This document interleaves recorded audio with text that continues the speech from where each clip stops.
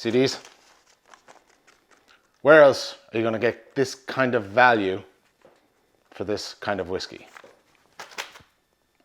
30 euros. Now, absolutely no brown nosing today, I promise, but another serious value drinker coming your way, and exclusive to one of the most ginormous grocery stores in the country. Let's drink some damn good value Irish whiskey. Just kidding, I totally need those tenors.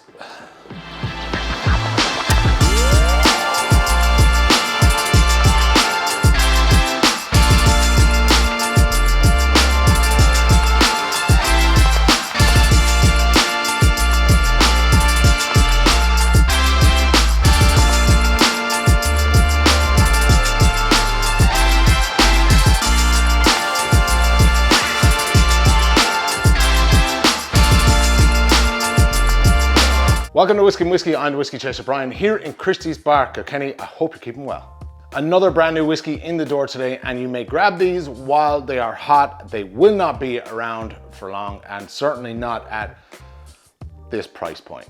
To be completely transparent, I did get a bottle of this sent to me for my review. That's not really a review, I do promise you that. Thanks to the good folks at Blackwater Distillery for sending this my way. But as always, not influenced, all thoughts are my own. This is the brand new Puca 7-year-old single grain Irish whiskey, bottled exclusively for Aldi, Ireland, from Blackwater Distillery. Not originally, they didn't distill it, but you know what, I'll explain it all in a minute. It is exactly 1 year ago to the day that I recorded and published a Puca whiskey video, and it was the small batch rum and stout blend and the single pot still that they had released. I did a ton of info on the brand, what they stand for, etc, etc. I'll link the video above if you haven't seen that. It gives a nice background to the brand and Blackwater themselves. It's a good watch. So this is indeed a Blackwater Distillery release for Aldi. Exciting times in the coming weeks as, you know, Blackwater awaits their first spirit coming onto market. I will have more on that when it is released, so make sure you follow me and you are subscribed if you want to keep up. Their first whiskey is coming soon. Anyway, currently Blackwater have a few brands under their care. They have the Velvet Cap whiskey brand. I've reviewed that to death here on this channel. It's kind of the sort of mid-premium level whiskeys that they have. They had a Retronaut single malt back in the day, which was an astonishing 17-year-old single malt that I reviewed. I'll leave a link below to that actually. That's a good one if you can come across that. That's a great drinker, by the way. That falls under their kind of super premium category. And then they have the Puca whiskey brand, which is value, value, value. Now, I'm begging you here not to be a whiskey snob. Just because something is released for a grocery store, albeit it is a giant grocery store and it's only $29.99, it doesn't mean it's bad. This is how we learn. We delve into the unknown with a smile and curiosity, and we learn. I learned with the Tesco 12 a little while ago review just how good value some whiskeys can be from a grocery store and their own kind of own brand of sorts. Same kind of thing here. So enter a 7-year-old single grain, originally from, any guesses, anyone? Okay, I will tell you. This is originally Great Northern Distillery whiskey. This is some of the first whiskey they distilled, obviously, as G&D began distilling in 2015. Now, they must have gotten an incredible deal, they being Blackwater, at the time, to be able to release this at just 30 euros. I'm just saying, it must have been an incredible deal. The details are there was 4 casks of this single grain bottled for Aldi, Aldi Ireland only, so very sorry to Australian friends or Belgian friends or all those Aldi followers. This is a limited seasonal release, and I have it on good account that there may be more released next year, apparently, but once that's gone, that's it, pretty much it. That is gone, and it's only seasonal, so think end of November release. This is the first age statement release from Puca, obviously a 7-year-old single grain whiskey, making it the first grain whiskey also from the brand too.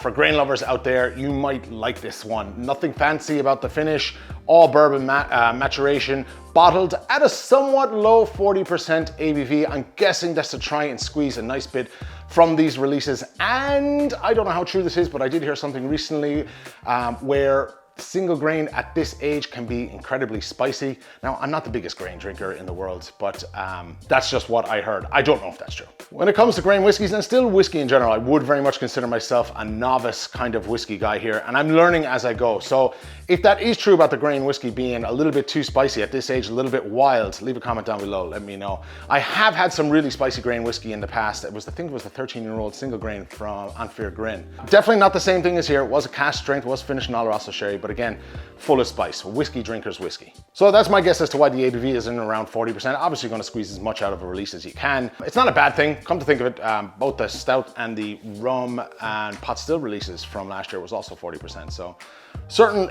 keeping everything very simple and streamlined here. The Puca whiskey does fall under the ethos of great tasting whiskey. Doesn't have to be expensive, and I agree totally with that statement. I do think personally we get too caught up in labels and big brands from time to time and don't see great whiskeys staring back at us for relatively low money. With that in mind, I'm going to take a moment here to have a personal rant. I do genuinely think the Irish whiskey scene is starting to lose the run of itself in terms of price. And I do get some of the prices. I understand to an extent why. I mean, you have inflation, costings are going up, everything is going up. But when you see a single grain 7-year-old whiskey for 30 euros, you can't but stop and scratch your head for a minute and wonder what the actual is going on. So a 40% ABV Aldi Ireland only release, 4 casks in total, special holiday release, single grain, G&D, 7 years of age, all bourbon. I don't think I'm forgetting anything else. 30 euros I mentioned, exclusive, presentation box, 700 ml. Yeah, we pour, then we drink. All right, so as always and quite typical to myself, I've given that a moment or two to breathe a little bit, agitated a small bit in the glass. So it's light, okay, which is to be expected. Grain whiskeys are typically, I find, is a lot more, maybe light is a bad word, let's say delicate.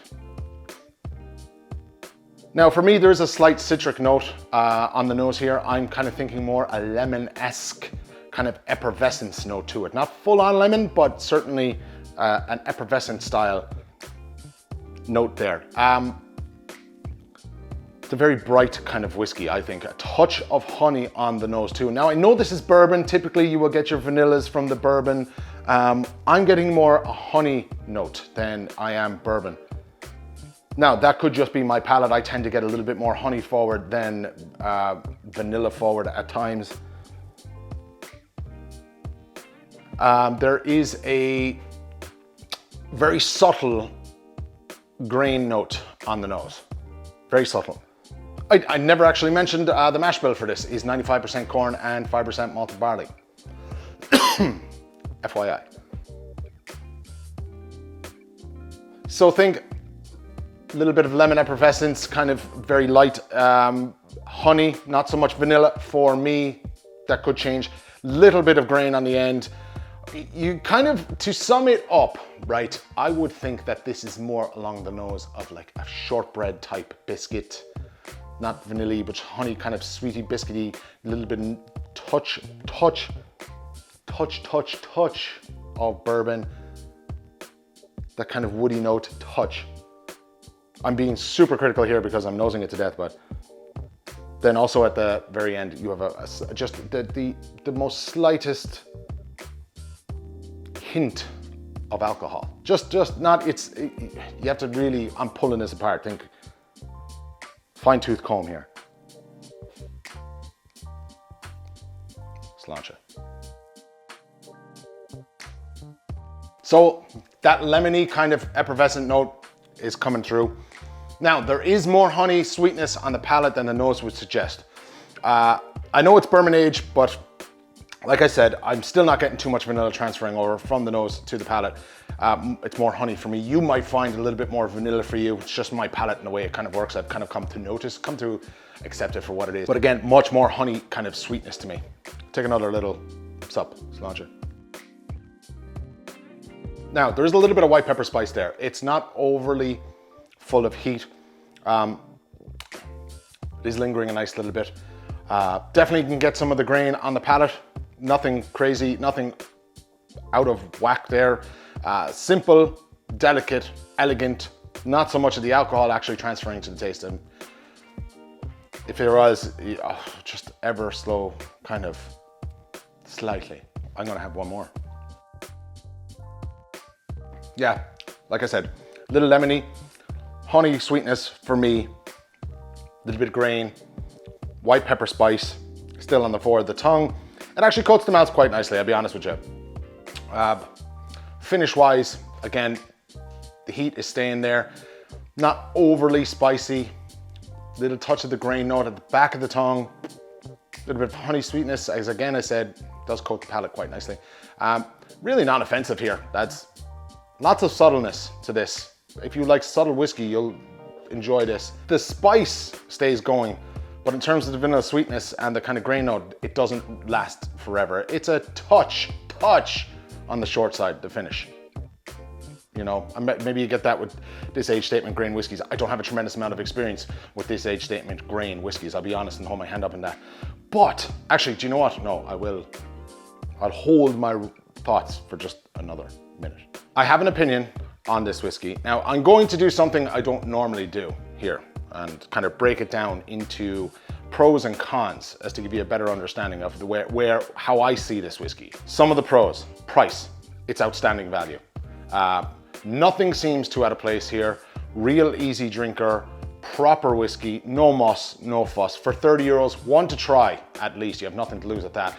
And I think this is a smashing whiskey for those who don't normally drink grain whiskeys to try. I would consider this, for those of you looking to get into grain whiskey, a great learning whiskey. Cons, of which there are two. Firstly, the ABV, which is more of a personal preference of mine. It's slightly on the low side. However, I get why. And just that in my palate and here today, the finish was just ever so short. That's kind of my only two qualms. Everything else, you know, awesome. To sum up, a no-brainer for the shelf, methinks. If you like grain whiskey, you'll get value from this, whether you drink it neat or you use it in a cocktail. Those wanting to learn more about the subtleties and elegance of grain whiskeys will benefit from this also. Once again, the lads in Blackwater did send me this bottle to try, but as always, all thoughts are my own. But thanks very much for sending this my way, chaps. Looking forward to your Dirk Rain release in a couple of weeks, and I wish you the very best with it. Also, thank you to the good lads here in Christie's for the backdrop and opening the doors for me to drink whiskey at the crack of dawn this morning. Fair play to you. Make sure you subscribe, folks, and if you like this video, perhaps you might give me a thumbs up and maybe share it around to other like-minded individuals. Once again, they can be gotten in Aldi for 30 quid, not sure for how much longer. Seasonal, could be gone very, very shortly, depending on stockists. So if you see it, pick one up for yourself. Until next week, cheers for tuning in. I'm the Whiskey Chaser Brian. Let's launch it.